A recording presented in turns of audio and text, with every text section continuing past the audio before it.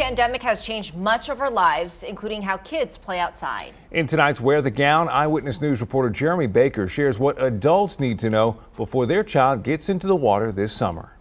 Many people have been working from home for over a year, and with more time at home, some may have gotten a pool to keep their kids occupied, but that increase in the number of pools has also led to an increase in drownings. Even if you have a home pool and your children are used to being around it, it doesn't mean that you're safe from the dangers of that pool. Jennifer Northway is the director of adult and pediatric injury prevention with University Health. She says every pool above or in ground needs to have a barrier around it. We want to have fencing that's at least 4 feet tall so that children can't gain access to that unless adults are present. Having an adult to actively watch the kids in the water is a must.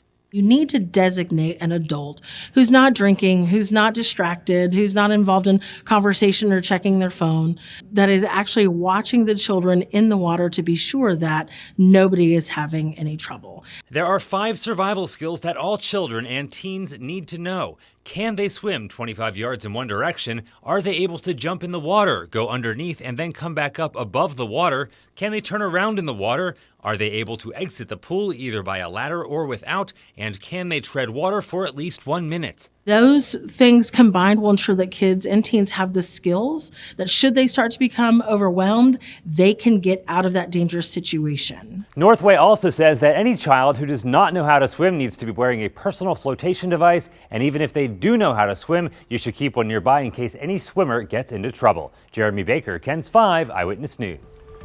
For more information about family health, call 210-358-3045. You can also find the rest of the Wear the Gown stories. Just go to wearthegown.com.